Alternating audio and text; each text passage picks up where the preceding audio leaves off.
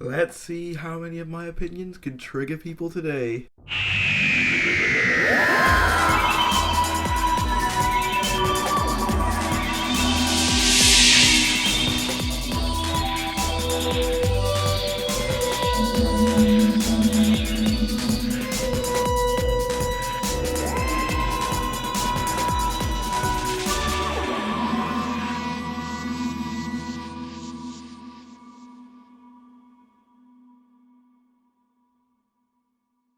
That's right guys, as the title of this video suggested, in today's video we are going to be ranking every series of Doctor Who from Series 1 to Series 12, every series of New Who I mean. Now, I have quite a different ranking to most people that I've seen, so I'm just going to jump straight into it. Let's get started. So, in 12th place, say it with me now, Series 11. Yeah, this was kind of inevitable. The thing about Series 11 is that I can't remember it. There's literally nothing memorable about it. The only thing I can remember about it was being bored for the majority of it and being annoyed by the performances of most of the cast, save for Bradley Walsh and Tosin Cole was, I guess, okay in Series 11. Beyond that, I just don't remember anything. It's just so boring. There's nothing interesting about it whatsoever. At least with Series 12, it had some interesting parts to it. At least it got to average. Series 11 doesn't even get to that. Average would be a luxury for Series 11. That would be like an achievement. It's just so boring. Obviously, I've talked to death about how much I hate Series 11, so I'm not going to do a full-on rant on it here. The only episode that I remember being halfway decent was, well, Women Who Fell to Earth, which was the introductory story, and even that felt really cluttered. And also, I guess, Kablam, but beyond that, there was really nothing that I enjoyed about this series whatsoever. Nothing interesting to me whatsoever. It tried to do the whole, we're having a clean slate thing, but it didn't replace any of the old stuff with any interesting new stuff, so it just comes across as feeling very hollow and empty. You guys all know my thoughts on Series 11, so I'm not going to repeat them too much here. Just know that I hate it. In 11th place, now this might surprise some of you, and I think some of you will have expected Series 12 to occupy the spot, but I'm giving 11th place to Series 9. The reason Series 9 is here is basically because it was the first series of the show where I just wasn't interested. I just switched off. I was like, nah. As soon as I saw Capaldi rocking on that tank, I was out. I was done. I was just done. I think I watched all the episodes after that, but like, it was at that moment that I knew that this series was just not gonna be good. You have the whole dynamic between the Doctor and Clara. I've never understood why people like 12 and Clara together. In my opinion, the worst dynamic between companions that I think we've seen. At least with Yaz, Graham and Ryan, it's like harmless for the most part. But with this, Clara actively threatens to slap him in Series 8 as well. I don't get the love for this pairing. I think it's a terrible pairing, and I think 12's way better with Bill and Nardole in Series 10. And I'm not even a huge fan of Series 10, but I think that it's infinitely better. Clara is just such an unlikable character after Matt Smith leaves, in my opinion. Which is a shame, because Jenna Coleman, good actress. Nothing about this series interested me. Hellbent was god-awful. Most of the stuff to do with the Shielder was god-awful. Clara's ending as a companion was god-awful. I remember I watched Face the Raven, and you can tell how long ago this was. I was on Google+. I was on a Doctor Who Google+ group, and I said in the comments of Face the Raven, I bet they'll bring Clara back for Hellbent, and everyone called me an idiot. But alas, soon as Hellbent comes along, Clara is in that goddamn TARDIS diner that looks terrible. Series 9 was just the first time the Doctor Who, I'm going to say, it sounds melodramatic, but it broke my heart, because it was just so bad. I wasn't even remotely interested in it. If you know me, I'll watch this show to the ends of the earth, no matter how bad it is. But like, this was the one where I was actively not interested. I got rid of a lot of my merchandise I got rid of during this time, because I was just so disenfranchised by it. You had those god-awful sonic sunglasses, the Rocker Doctor, which was just terrible. Even the Daleks couldn't save this. They brought back all these classic Daleks in Magician's Apprentice, which is familiar, and it didn't do anything for me. It was just terrible, and that's all I'm going to say on it. In 10th place, this might not be as surprising to you, it's Series 12. Now, Series 12 is an improvement over its predecessor. I'll say that. I think it did do, generally, better than Series 11 did. However, that didn't stop it from being goddamn awful. The characters are still just as meh as before. Gaz got like a slight amount of extra development, but it wasn't much. You had a lot of reliance on nostalgia. I love how people were overly critical of Moffat's era for being too driven on nostalgia, when you have this series that brings back Captain Jack for 5 minutes, where it does nothing with him. It brings back lore from the brain of Morbius, and yet this is fine. I guarantee you, if Moffat wrote this, everyone would be ranting about it, but because it's Chibnall, for some reason, it gets a free pass. I don't understand why. To me, the finale, Timeless Children, was as bad as Hellbent, maybe worse. But the reason this is above Series 9 is because there were elements of Series 12 that I enjoyed. Sacha Dhawan's Master. There were a couple of episodes I thought were okay. Nikola Tesla, Can You Hear Me, Villa Diodati. There were a couple of that were decent. Spyfall as well. But it never reaches beyond average. It's either painfully bad or average, and it never really excels beyond that point, whereas Series 11 was just painfully bad, and Series 9 was just painfully bad throughout. The only saving grace of Series 9 being Capaldi. In 9th place, we've got another Capaldi series. I get the feeling I'm going to get a lot of Capaldi fans going after me after this. Trust me, I love Capaldi's performance. I just think his character was really poorly written for the majority of his run. But we got Series 8 in this place. Now, Series 8, as I said earlier, was kind of the beginning of Clara being the most annoying companion ever. She started treating the Doctor really poorly. The whole "I'll slap you so hard you regenerate" line came from this series.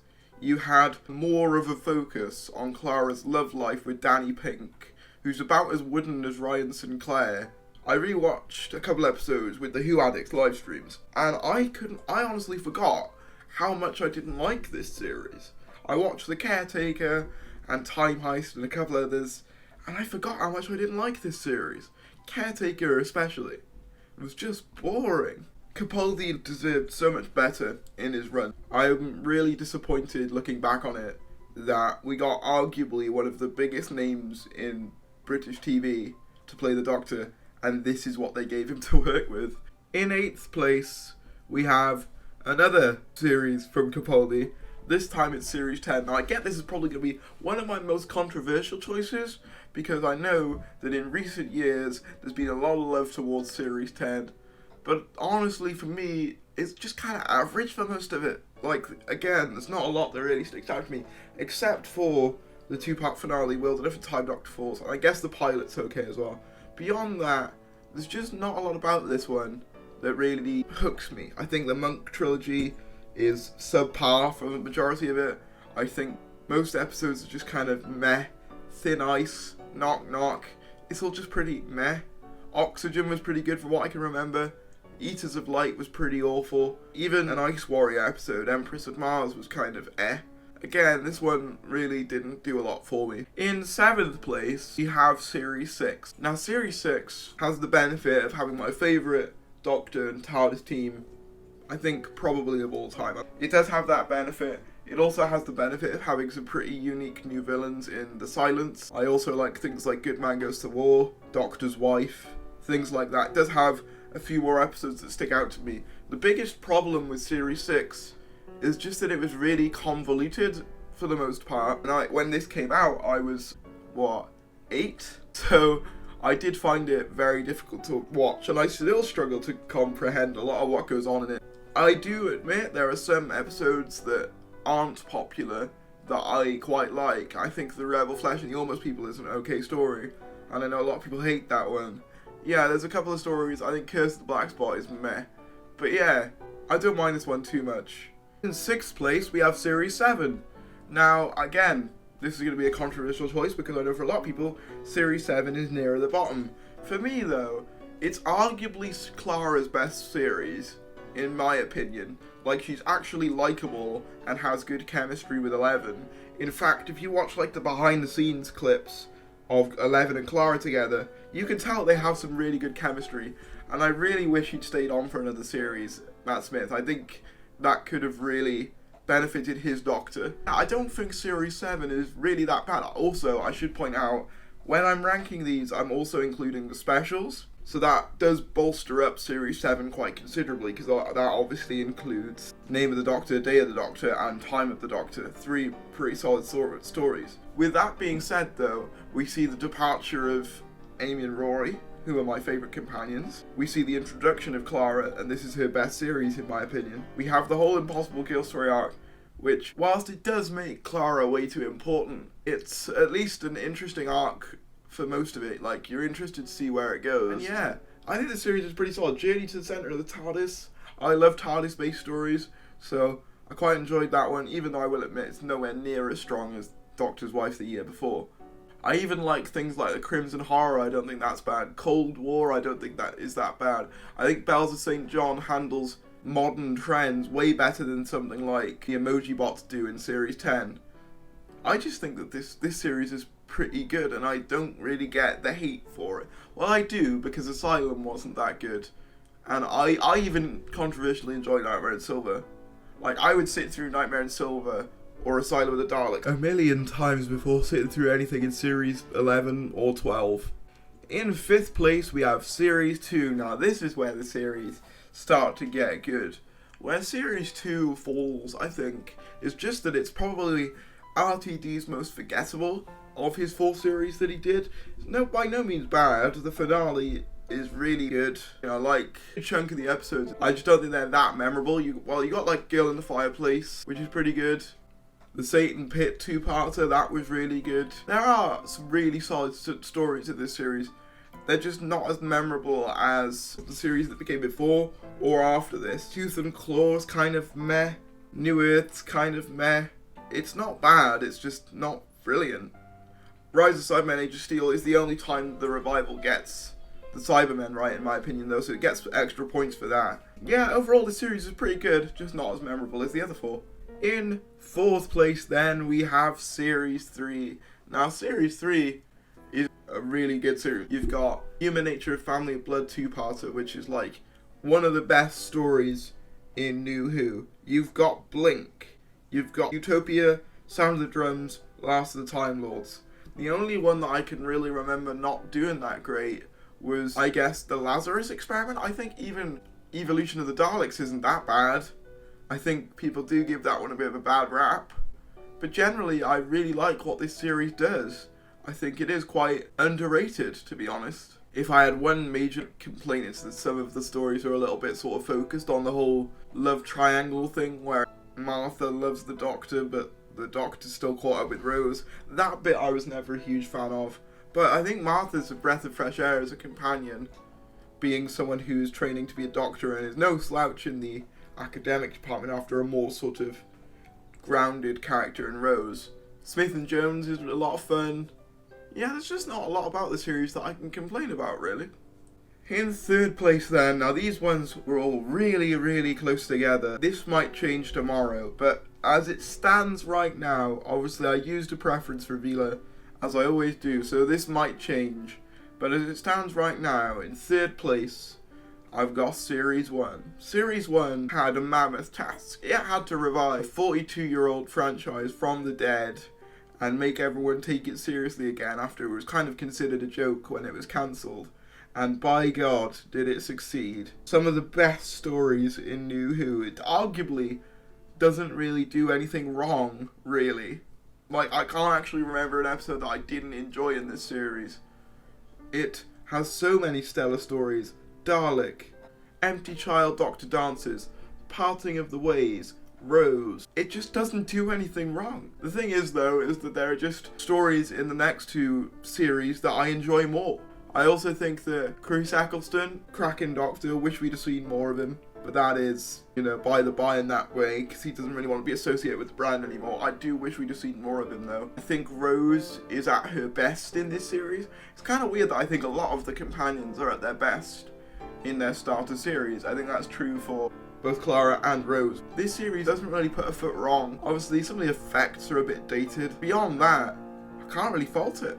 In 2nd place, then, we have Series 4. Now, I realise that this is going to be somewhat controversial, because for many, this is their favourite series. You'll obviously know by now what my favourite series is of New Who, and I will explain why when we get to it. But this series is phenomenal. There's just no other way about it. It's just phenomenal. Especially if you count the specials, which I'm going to.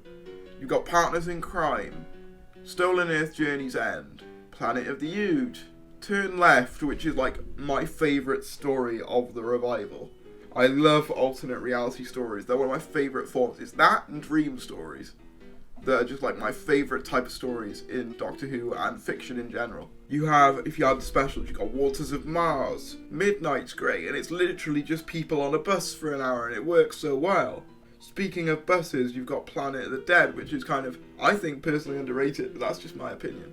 Yeah, this series just doesn't put a foot wrong. When it's really stellar, it is really stellar. Like, oh my god. Fires of Pompeii is another one. Really good. These are all just classics. But, as always, this is my list, and I have my preferences.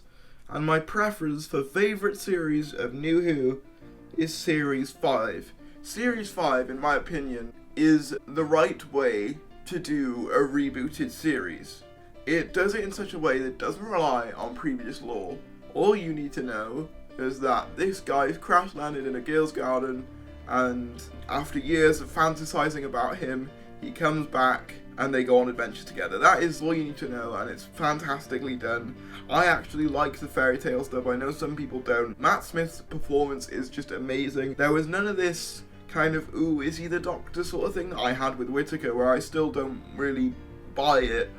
Like, when Matt Smith pulls himself out of that TARDIS and grins, you know it's the Doctor instantly. In a similar way to how with Chris Eccleston, when he takes Rose's hand and he says, "Run," you know that it's the Doctor. Or when the Doctor throws the tangerine at the button and he says, "No second chances, I'm that sort of a man." You just know that they're the Doctor. Whereas with Whittaker, I don't get that, but with Smith it's like almost instantaneous. The definite moment though is when he's facing up to the Atraxi and he walks out of David Tennant's face and he goes, "Hello, I'm the Doctor." Basically, run. And I just love that bit. As I said, Amy and Rory, some of my favourite companions of all time. Fantastic. Most of the stories in this, pretty great. Amy's Choice, one of my favourite episodes of the revival. 11th Hour, another one of my favourite episodes of the revival. Can we stop pretending that Victory of the Daleks is the worst thing to ever be created? I actually quite like it, and it baffles me that we didn't have an episode revolving around World War II and the Daleks sooner than this. I even think the new Dalek paradigm aren't that bad. Beast Below is pretty good. The Angel 2-parter is arguably as good as Blink in my opinion. I know that's not going to be a popular opinion, but it's one that I have. I think the finale is probably the best Moffat finale. I absolutely love it. Feels like such a breath of fresh air. Fantastic. Series 5, absolutely fantastic. Vincent and the Doctor, I mean, come on. It's just so good. But as always, everyone, these were just my opinions. If you disagree or agree, let me know down in the comments below. Like this video if you enjoyed it. Subscribe for more. Don't forget to follow me on Twitter. Join my Discord server. And if you're really interested, why not check out my Patreon? There are fun tiers and rewards just for you. But as always, everyone, I totally stole that from 4 Fat Videos. I'm not sorry. But as always, everyone, if you enjoyed this video and you want to see more like it, like, comment, and subscribe, and I will see you.